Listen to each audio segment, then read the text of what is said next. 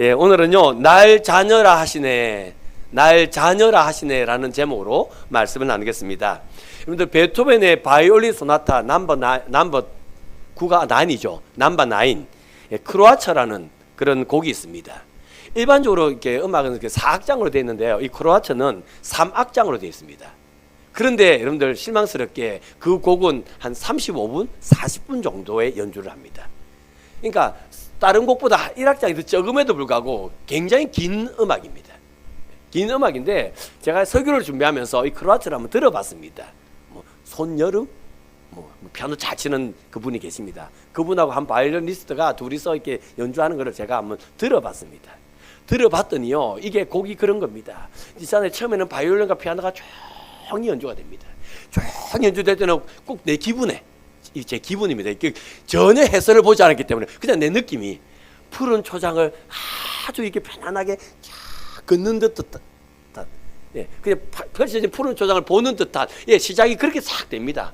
근데 갑자기 있잖아요, 그 피아노가 방방방방방방방 이렇게 칩니다. 그런데 바이올린이 끼리리 이렇게 연주를 합니다.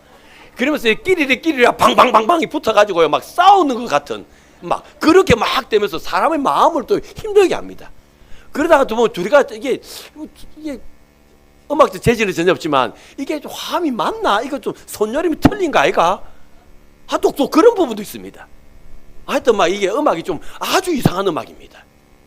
이 40분 동안, 거의 뭐 35분에서 40분 동안 아주 이해가 되지 않는, 뭐 조용했다가 시끄럽다가 싸웠다가 평화로웠다가 막 이게 계속 이게 40분 동안 반복되는 그 음악이 베토벤 바이올린 소나타 크로이츠입니다. 여러분들 정말 재밌는 게 뭔지 아십니까? 이 노래는 맞습니다. 베토벤이 작곡했는데요. 이 베토벤이 누구한테 헌정했냐면 크로이츠라는 사람에게 헌정했어요. 근데 이 크로이츠가 있잖아요. 이 베토벤이 이 곡을 써서 자기한테 줬거든요. 자기한테 줬는데 크로이츠는 이 곡을 한 번도 연주 안 했답니다. 왜냐하면 크로이츠가 이 악보를 받아보고는, 왜 음악하는 사람은 악보를 이렇게 본다면서요. 노래를 안 들어도 악보를 보면 다 안다면서요. 우리는 모르는데, 우리는 노래를 들어야 하는데 그 음악하는 사람은 그렇답니다. 악보를 펼쳐봤는데 이게 막 조용했다가 시끄럽다가 함이 안 맞았다가 맞았다가 막 조화를 이뤘다가 안 이뤘다가 막 이런 악보를 쭉 읽고는요, 도무지 이 곡을 이해할 수 없었던 거예요. 무슨 노래를 이렇게 만들어놨어. 예, 그래서 크로이츠가 이 악보를 받았는데요, 자기한테 줬는데요, 실상은 크로이츠는 한 번도 연주하지 않은 곡, 그 곡이 바로 크로이츠입니다. 여러분들, 그러면요, 이 곡을 누가 이해할 수 있을까요? 아니, 악보를 받은 사람도 이해를 못한다는데 이 곡을 누가 이해할 수 있을까요? 근데 이 곡을 있잖아요, 이해하려면, 이 크로이츠를 이해하려 그러면요, 베토벤이 이 크로이츠 곡을 이렇게 작곡하기, 완성하기 1년 전에 썼던 하일리켄슈타트의 유서, 베토벤에서 이 하일리켄슈타트 유서를 읽어야 됩니다. 이 유서는요, 맞습니다. 베토벤이 여러분 아시는 것처럼 청력을 읽지 않습니까? 청력을 잃어가는 베토벤이요, 이제는 이걸 고치기 위해서 이제는 이제 휴양소? 요양을 하러 갑니다. 요양을 가서 이제 베토벤이 있잖아요, 이제 귀를 고치려고 노력을 하죠. 근데 있잖아요, 점점점 귀는 더 안 들려지는 겁니다. 안 고쳐지는 거예요.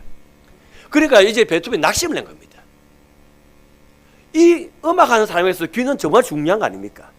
음악하는 사람의 귀는 너무너무 중요한 건데 이 귀가 고쳐지지 않는 겁니다. 그래서 베토벤이 낙심을 해요. 그래서 베토벤이 자살을 결심합니다. 귀가 안 고쳐지니까 죽으려고 그래요. 그런데 이제 죽으려고 마음먹은 이 베토벤의 마음에 어떤 생각이 드냐면 음악이 너무 좋은 거예요. 그 음악을 향한 그 열정은 사라지지 않는 겁니다. 그래서 이 크로이츠라는 곡을 쓸 때 베토벤의 마음이 어땠냐면 귀가 아파서 이제 귀가 고쳐지지 않으니까 죽고 싶은 마음이 있는 겁니다. 근데 죽고 싶은 마음이 생기는데 이 죽고 싶은 마음이 또 무슨 마음이 있냐면, 예, 이 음악을 하고 싶어하는, 작곡을 하고 싶어하는 열정의 마음이 또 있는 거야. 그래서 이 두 마음이 막 싸우는 거예요. 그래서 이 크로이츠라는 곡을 연주하려면요, 악보를, 콩나물을 잘 읽어야 되는 게 아니고요, 베토벤이 어떤 마음으로 이 곡을 썼는가 하는, 그래서 이 부분에는 베토벤의 마음이 이런 마음이었구나. 그래서 왜 있잖아요, 막 싸울 때는 막 이제 죽고 싶은 마음과 음악하고 싶은 마음이 막 싸우는, 예, 그런 모습이고, 또 잠잠해지면 이제 살고 싶은 마음이 오니까 또 잔잔해졌다가 또 둘이 조화가 안 맞는 거예요. 이 두 개가 또 어긋나 있는, 뭔 말인지 이해가 되고 계십니까 지금?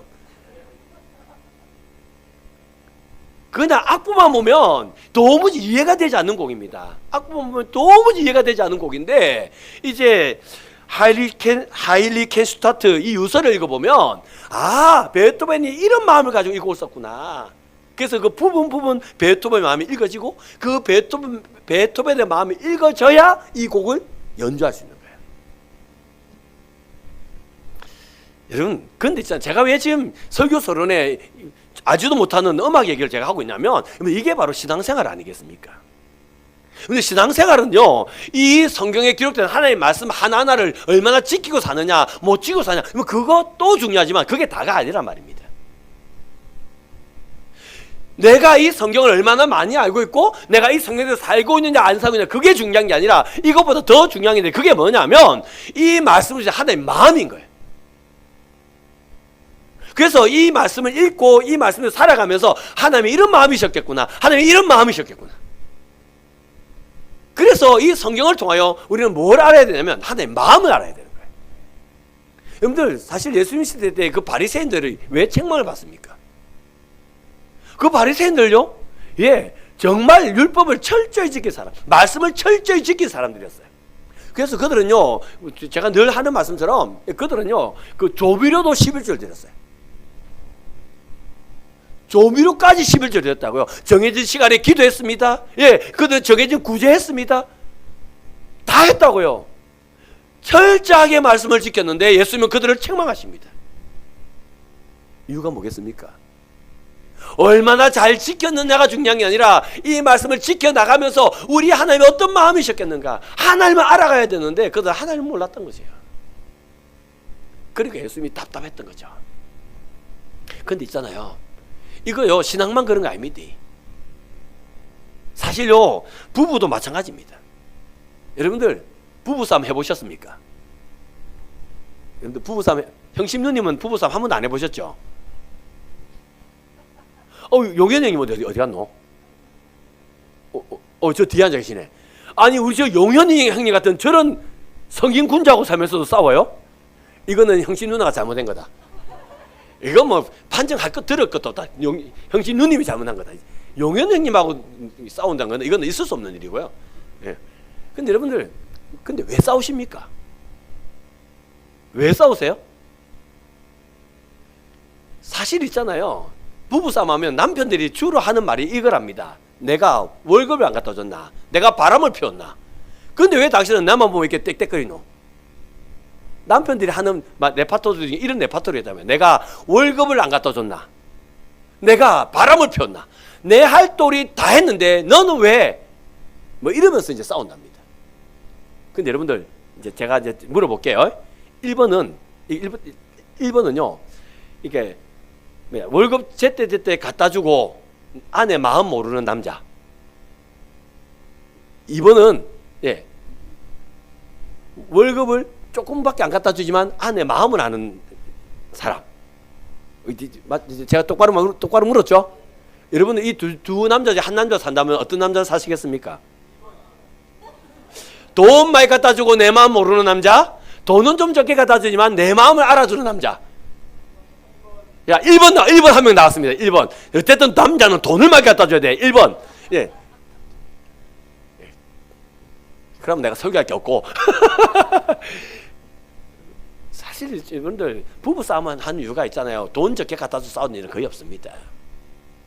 돈 적게 갖다 줘 싸우는 일 거의 없고요. 왜 싸우냐면 이 남자가 내 마음을 몰라준다는 거예요. 내 마음을. 왜? 사실 있잖아요. 부부도요. 사실 원하는 게 뭐냐면 내 마음을 알아달라는 거예요. 이거요. 아내만 그런 거 아니에요. 남편도 마찬가지입니다. 내가 당신을 위해서 얼마나 열심히 일하는가 좀 내 마음을 좀 알아달라는 거예요. 여기 계신 여성 동지 여러분, 남편 마음 좀 알아주세요. 맨날 돈 적게 갖고 온다고 구박하지 말고. 예. 이 세상 살아가는 모든 사람은요 원하는 게 그거라고요. 내 마음 좀 알아달래요. 자식들은 부모님이 내 마음 알아줬으면 좋겠고요, 부모는 자식이 내 마음 알아줬으면 좋겠고요, 남편은 아내가 내 마음 알아줬으면 좋겠고요, 아내는 남편이 내 마음 알아줬으면 좋겠고요. 사실 이 세상 살아가는 모든 사람은요 마음 좀 알아달라는 겁니다. 마음 좀. 하나님도 마찬가지인 것입니다. 하나님도 내가 얼마나 제대로 살고 있냐, 이게 이것도 중요합니다만은 이것보다 더 중요한 게 있는데, 그게 뭐냐면 하나님의 마음을 얼마나 아느냐, 그거예요. 여러분 하나님 마음 아세요? 이 말씀 따라 살면서, 이 말씀 읽으시면서 하나님 마음이 이랬겠구나, 우리 하나님 이래서 참 힘들었겠구나, 와 이래서 우리 하나님 참 기뻤겠구나. 여러분 그러면서 이 말씀 읽으시고 말씀대로 사세요. 여러분 요즘 제가 창세기 1장을 너무 많이 말해가지고 이제 여러분들 외우시겠는데요, 창세기 시작이 그거 아닙니까? 성경의 시작, 창세기는 태초에 하나님 천지를 창조하신 일합니다. 그리고 1장 2절에 보면 땅이 혼돈하고 공허하며 흑암이 깊음이 있고 하나님 영은 수면 위에 운행하시니라. 그러니까 여러분들 하나님 천지 만물을 지으셨어요. 천지 만물을 지으신 하나님의 첫 번째, 하나님 우리에게 보이는 첫 번째 모습이 뭐냐면 혼돈, 공허, 흑암. 혼돈, 공허, 흑암의 이 만물을 하나님이요 품으시는 겁니다. 그러니까 성경에서 하나님의 첫 번째 모습이 어떤 모습을 보이자면 이 땅을 품으시는 하나님, 이 모습을 하나님이 제일 먼저 보여주세요. 그리고 이제 성경이 쫙 기록되고 성경 맨 마지막에 요한계시록 22장입니다. 요한계시록 22장의 맨 마지막 절에 어떤 구절이 기록되는지 아십니까? 예, 우리 교회 그 집사님의 남편을 만났습니다. 그 남편분만 만났어요. 저하고 둘이. 그 남편분이 그러더라고요. 목사님, 저 총각 때 저 좋아하는 여자 만났습니다. 자기와 결혼할 여자들이 많았다는 겁니다. 그런데 지금 이 아내를 만난 이유는 이 아내가 성경을 많이 알기 때문입니다. 그래서 내가 눈이 똥해가지고 이분이 그렇게 믿음이 좋은 분이니까 눈이 똥. 예, 그래요? 그러면서 봤더니 그분이 그러더라고요. 선보러 가서 물었답니다. 성경의 맨 마지막 장이 뭐라고 기록되어 있습니까? 하고 물었답니다. 물었더니 그 여자분, 우리 집사님이 그렇게 말했답니다. 아멘 주 예수여 오시옵소서, 성경 마지막 그렇게 기록되어 있다. 그 말을 듣고 옳구나, 이 여자는 성경을 많이 알구나 하고 결혼했답니다. 배운 것도 없고 돈도 없고 인물도 못생겼지만 말씀을 많이 해서 내가 결혼했습니다. 그분이 그리 말하더라고요. 그래서 제가 아닌데 제가 속으로 그랬습니다. 성경의 맨 마지막은 아멘 주 예수여 오시옵소서가 아닙니다. 그 뒤에 한 구절 더 있습니다. 지금 눈들이 진짜가 그러는 분들 진짜입니다. 여러분들 아멘 주 예수여 오시옵소서, 그 다음에 무슨 구절이 있냐면 주 예수의 은혜가 모든 자들에게 있을지어다. 이게 맨 마지막 구절이에요. 예. 그러니까 여러분들 성경의 시작이 뭐냐면 이거예요. 하나님이 천지 만물을 지으시고 이 만물을 하나님이 쫙 품으시는 은혜의 하나님, 혼돈과 공허와 흑암으로 있는 그 만물을 쫙 품으시는 그 하나님이 성경의 처음의 모습이에요. 그리고 성경의 맨 마지막이 뭐냐면 은혜 베푸시는 하나님, 은혜가 있을지어다고 은혜를 말씀하시는 하나님, 이게 성경의 맨 마지막이에요. 여러분 그러면 하나님 어떤 하나님이신지 아시겠습니까? 여러분 하나님 어떤 하나님이실까요? 하나님은요 심판하신 하나님, 맞습니다. 하나님은 정죄하신 하나님, 하나님은요 그런 하나님이 아니란 말이에요. 우리 하나님 우리에게 보여주고 싶어하는 모습은 은혜 베푸시는 그 모습을 우리에게 보여주고 싶어 하시는 거예요. 지금 우리가 믿는 하나님은요, 지금 여러분 하나님 앞에 서실 때 하나님의 은혜 베푸시는, 나를 품어주시는 그 하나님 보이십니까? 이것도 해야 돼, 저것도 해야 돼, 너 이거 왜 안 해? 질책하고 책망하는 그 하나님 앞에 여러분 서 계십니까? 여러분 오늘 본문 한번 보시기 바랍니다. 오늘 본문은요, 우리 예수님께서 십자가에 달리실 때에 7마디를 하십니다. 그걸 가상 7연이라 그러는데요, 그 7마디 중에 한 마디가 오늘 본문입니다. 우리 오늘 본문 먼저 한번 읽어봅시다. 마가복음 15장 34절. 마가복음 15장 34절 오늘 본문 같이 읽겠습니다. 15장 34절입니다. 오늘 본문인데요, 스크린 나오면 읽도록 하겠습니다.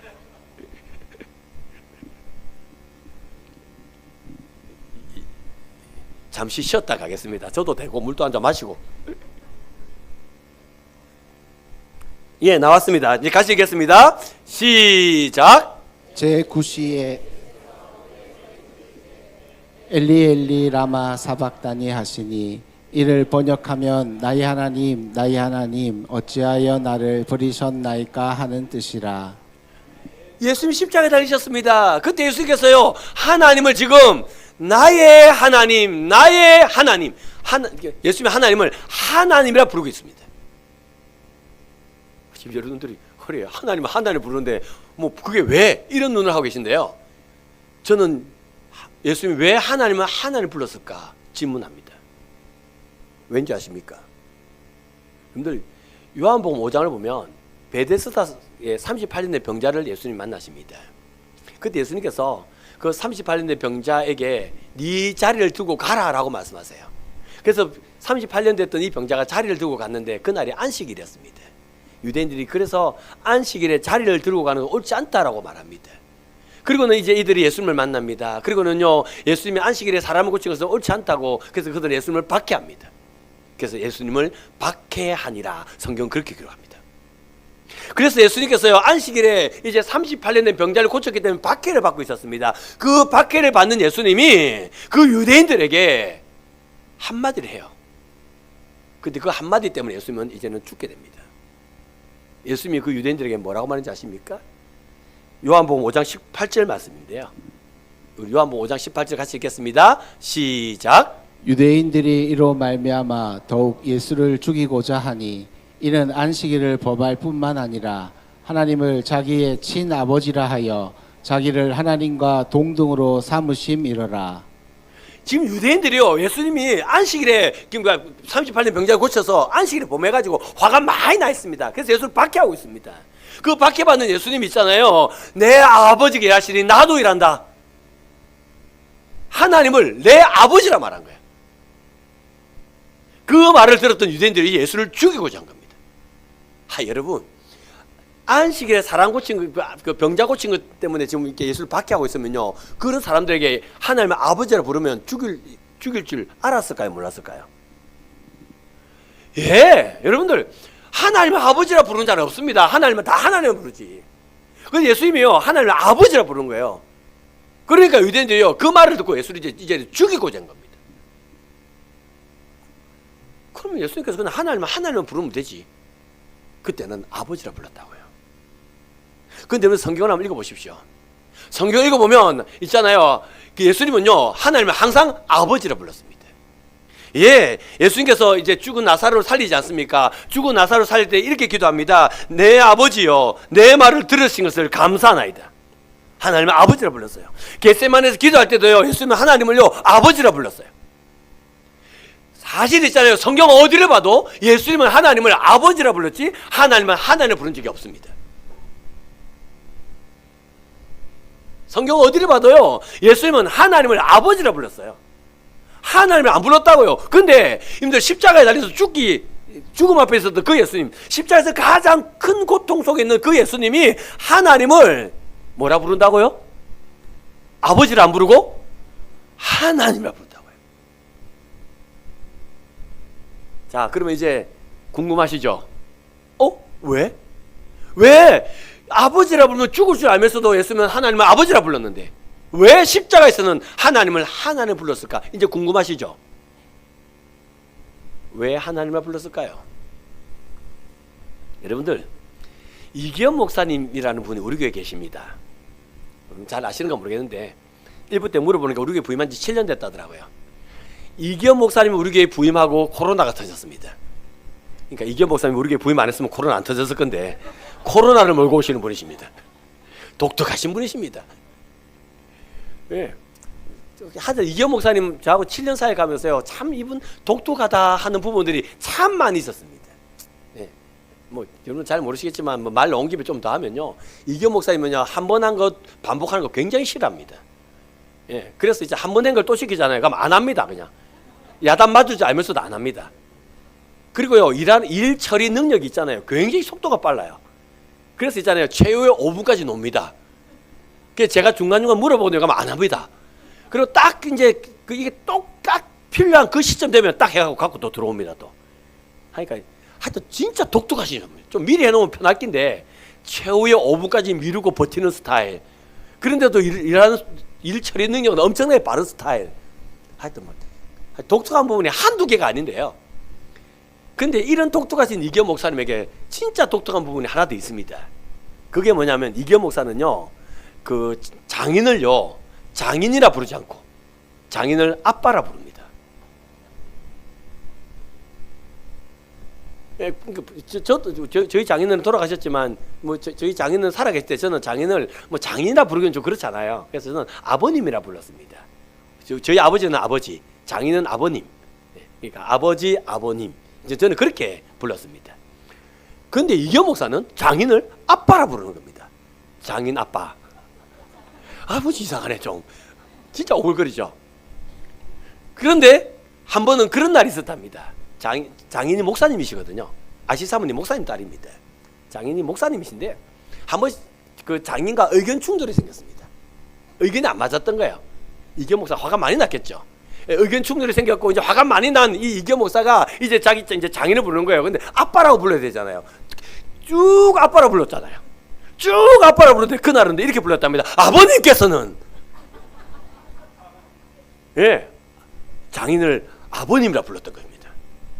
장인이 그 말이 얼마나 속이 상했던지 얼마나 상처를 받았던지 화해할 때 있잖아요. 의견 있게 나눠진 거 그거 갖고 말하지 않고 이제 다시는 나를 아버님이라 부르지 마라 하면서 장인이 그렇게 말했답니다. 여러분 늘 장인을 아빠 부르다가 아버님 맞잖아요. 근데 아버님이라 부르면 그 장인 상처받습니다. 하나님을 늘 아버지 불렀어요. 하나님 맞죠. 뭐 그 틀린 건 아니지만 늘 아버지 부르다가 그날 하나님을 하나님이라 부르면 하나님 어떻게 하실까요? 상처받습니다. 여러분들. 맞잖아요.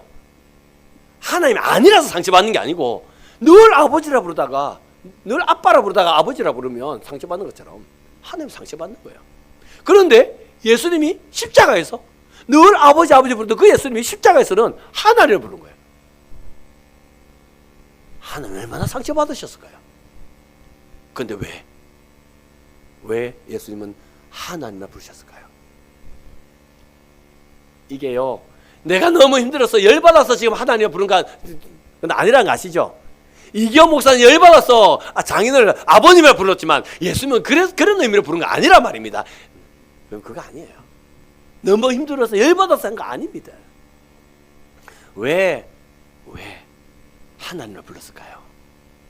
이 질문에 대해서 있잖아요. 그 윌리엄 핸드릭슨이라는 성경 주석학자가 있습니다.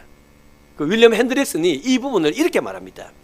갈보리에서 하나님의 진노가 예수님께 임하였고 예수님은 우리가 아버지라 부르도록 하기 위하여 하나님을 아버지라 부르지 못하였다. 다시 한번 더 읽어드릴까요? 갈보리에서 하나님의 진노가 예수님에게 임하였고 예수님은 우리가 아버지라 부르도록 하기 위하여 하나님을 아버지라 부르지 못하였다. 예, 하나님의 진노를 다 이제는 덮어 쓰신 우리 예수님께서는 이제 하나님을 아버지라 부르는 내가 아니라 너야. 내가 하나님의 진노를 너에게 임할 진노를 내가 다 덮어섰으니까 나는 이제 더 이상 그 진노 아래서 하나님을 이제는 아버지라 못 불러. 우리의 죄를 뒤집어 쓰시는 그 예수님은요 하나님을 아버지라 부르고 싶지요. 하나님을 아버지라 부르고 싶은데 하나님의 진노 우리의 진노를 예수님이 다 감당하셨기 때문에 이제는 하나님을 아버지라 못 부르고 이제는 하나님이라 부르려야 되는 거예요. 그 대신에 우리의 죄를 주님께 다 맡겨버린 우리는 이제 하나님을 누구라 부를 수 있다고요? 아버지라 부를 수 있게 됐다고요. 우리가 하나님을 아버지라 부르도록 하기 위해서 예수님을 하나님을 불렀다는 겁니다. 이게 윌리엄 핸드릭슨이 말한 추석의 내용입니다. 여러분 그러면 지금 저와 여러분은 하나님을 아버지라 부릅니까? 여러분들 로마서 8장 15절에 이렇게 기록합니다. 종의 영을 받지 않고 양자의 영을 받았으므로 아버지라 부르게 되었느니라. 우리는요 십자가로 말미암아 우리는요 종의 영을 받지 않았어요. 우리는 종의 영을 받지 않고요. 우리는요 양자의 영을 받아서 하나님을 아버지라 부르게 되었느니라. 우리는 자녀가 됐단 말입니다.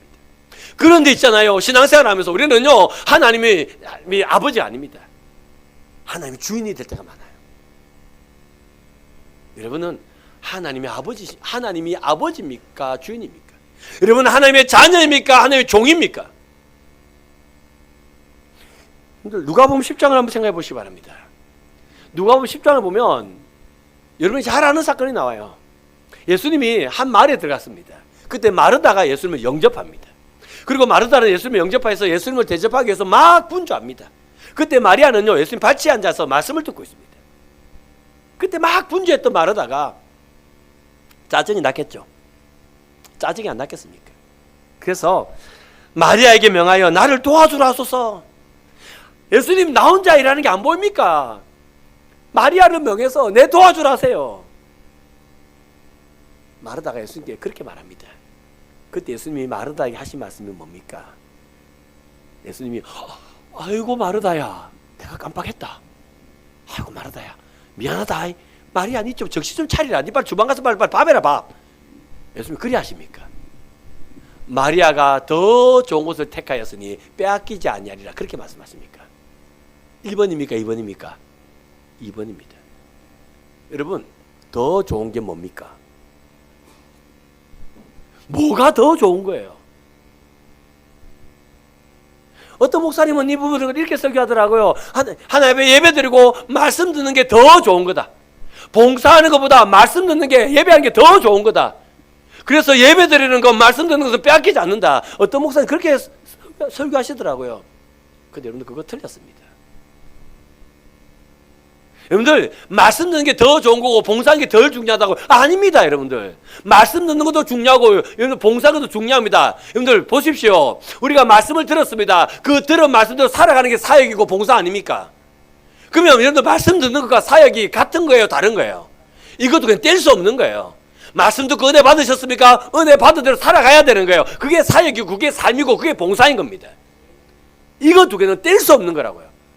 근데 이거 두 개를 어느 거는 낫고 어느 거는 모자란다고요? 아닙니다, 여러분들. 여러분 그러면 어느 게 더 좋은 겁니까? 어느 게 더 나은 걸까요?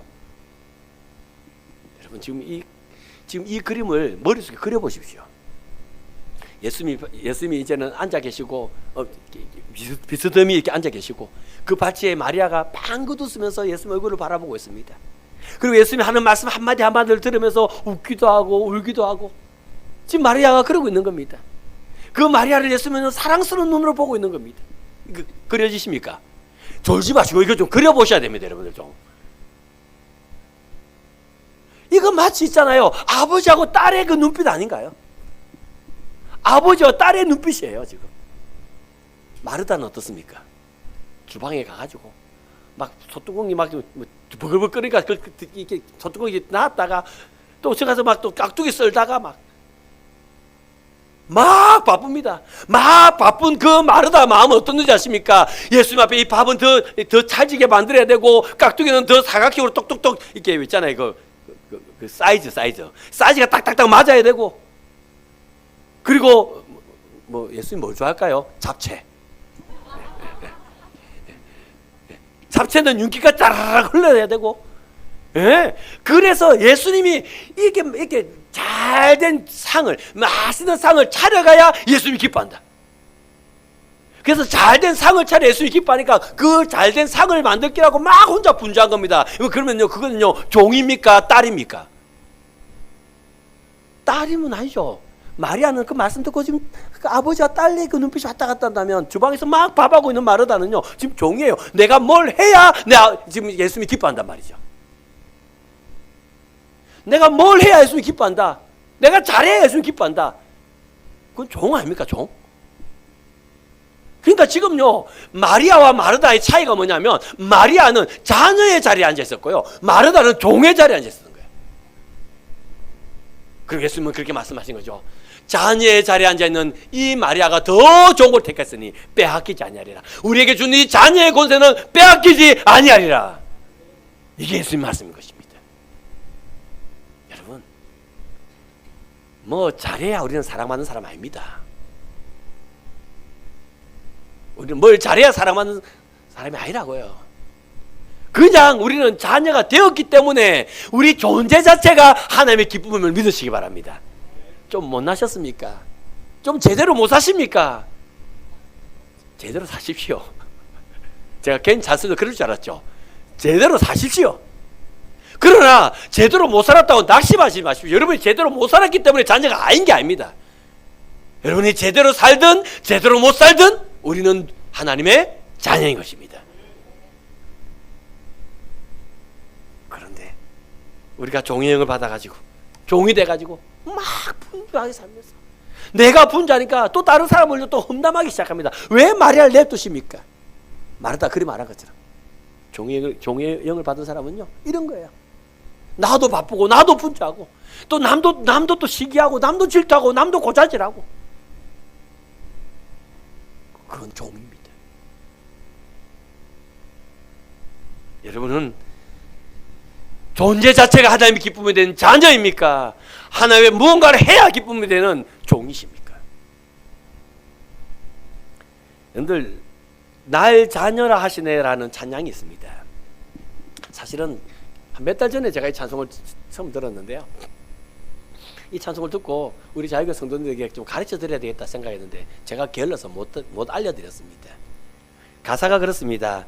자격 없는 날 왕께서 반기시네, 잃어버린 날 찾으신 오 그 사랑 오 그 사랑, 독생자 예수 자유케 하네, 주의 자녀라 하시네, 아버지 집에 거할 곳 있네, 주의 자녀라 하시네, 택하시고 지키시며 날 자녀라 하시네, 그의 소유 삼으시고 날 자녀라 하시네. 이거 그 가사에 적혀 있습니다.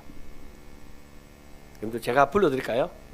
자격 없는 날 왕께서 반기시네, 잃어버린 날 찾으신 오 그 사랑 오 그 사랑, 독생자 예수 자유케 하네, 주의 자녀라 하시네, 아버지 집에 거할 곳 있네, 주의 자녀라 하시네, 택하시고 지키시며 날 자녀라 하시네, 그의 소유 삼으시고 날 자녀라 하시네, 독생자 예수 자유케 하네,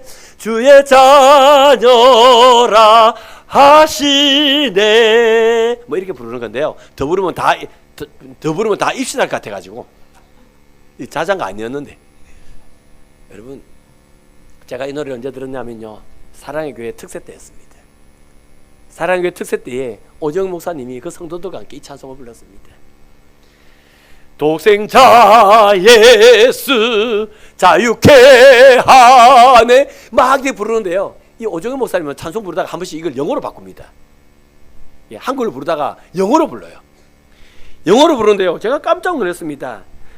독생자 예수 자유케 하네, 주의 자녀라 하시네, 주의 자녀라 하시네. 이 부분이요 어떻게 됐냐면 Who the Son set free, 아니다, 맞죠? 아닙니다. 밑에입니다. I am a child of God, yes I am, 이렇습니다. I am child of God, yes I am. 나는 하나님의 자녀입니다. Yes I am, 예 나는 자녀입니다. 이걸요 오정은 목사님이 인도하시는데요, I am a child of God, yes I am 이렇게 안 하고요, I am a child of God, yes I am. 와, 근데 yes에요 얼마나 아크센트를 팍팍 주는지요. 막 예 나는 자녀입니다, 예 나는 자녀입니다. 택하시고 지키시고 하나님은 날 자녀라 하십니다. 날 소유 삼으시고 하나님은 날 자녀라 하십니다. Yes I am, 나는 자녀입니다. 근데 있잖아요, 이 Yes I am, Yes I am 이 아는 단어가 별로 없으니까요, 딴 건 잘 안 들리고요, I am a child of God, Yes I am, Yes I am, 이 Yes I am이 들리는데요, 제 눈에 눈물이 또르르 그러더라고요. 제 눈에 눈물이 또르르 그러고요.